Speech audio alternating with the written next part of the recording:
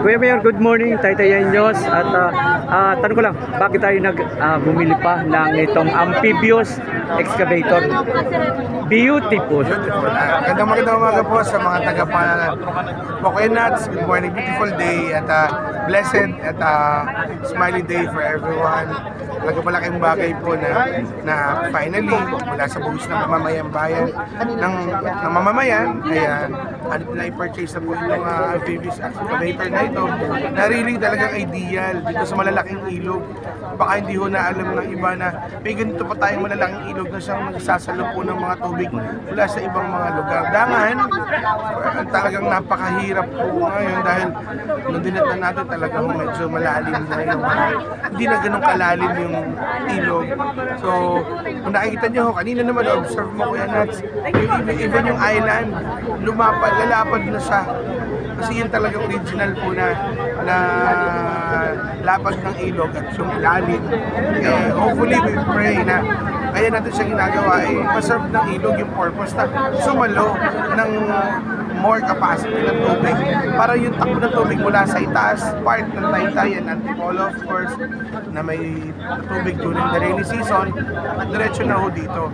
Then, yun yung target natin, mapalalim yung ilog at mapalapad. We're looking forward na yung effect niya ay para makikidaan na lang yung tubig ng flood. Then parang may island na eh. Yeah, nakita mo, di ba? Pwede nang tayuan ng bahay. Bagong community, yung haba ng dami ng island. So, thankful po tayo at yung ginasta ng ating pamahalaang bayan dito ay really ma-serve yung purpose at magamit para maging kapaki-pakinabang lalo sa yun na nga Mayor, siguro naagapan mo agad.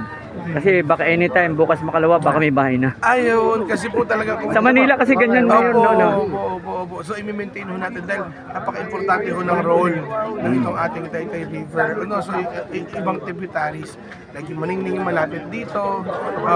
Dahil ito ho malalaking equipments na binili natin, hindi ho talaga magagamit sa mas maliliit ho na sapa.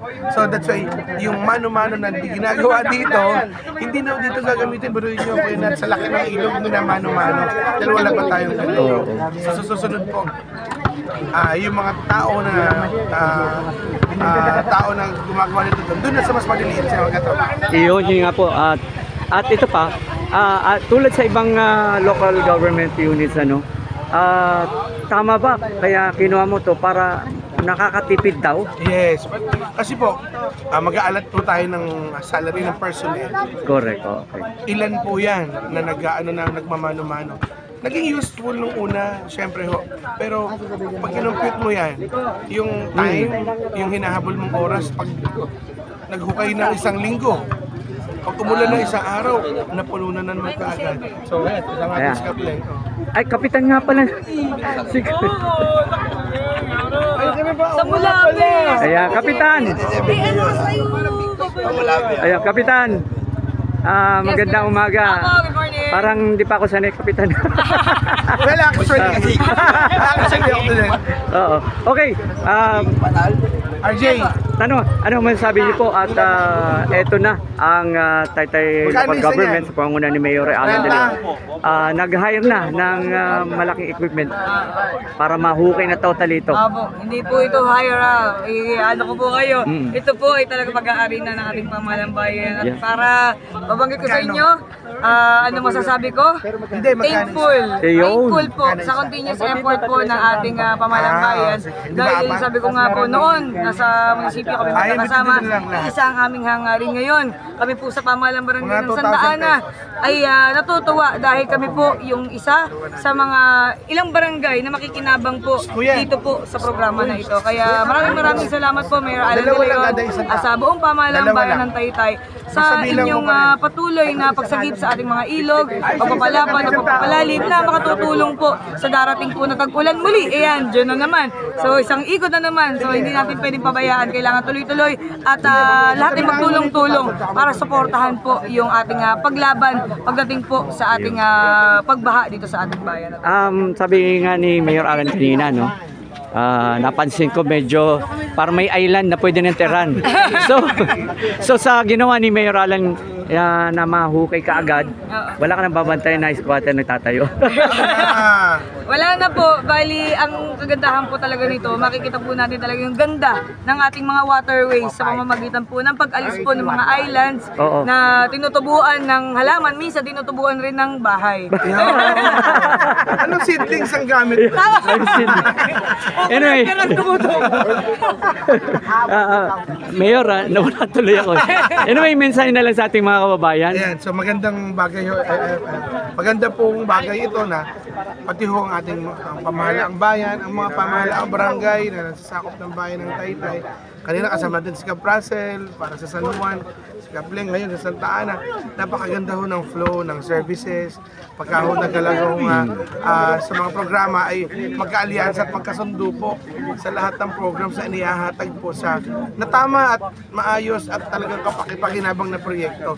Bukod doon sa magkakaibigan naman talaga kami, yung pong joint effort at joint ng paggamit ng resources is really good para po sa ating mga kababayan dito sa bayan ng Taytay. I'm very thankful na sa pamamahala po natin, ibinigay po sila. Agapay ko po kung papatupad po ng mga proyektong tinanais po natin sa ating bayan po ng Taytay. Ayan, may comment. Good job. Salamat po! From Kaintak Mayor. Okay, maraming salamat po. Support po ng ating mahal na Governor Inares at ng ating Congressman Daki. Ay lahat naman ng programa ng mga bayan sa buong lalawigan ay supportan nila. The same way na ito naman ay binibigay din natin sa ating mga barangay. So, thank you po. Maraming salamat. Let's smile. Beautiful! Okay. 3, 2, 1, go! Yay! Happy birthday! Balik. Wala. Okay lang. Walis na lang po.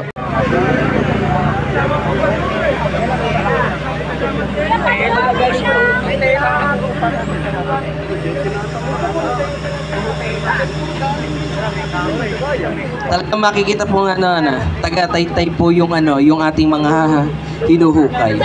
Puro retaso.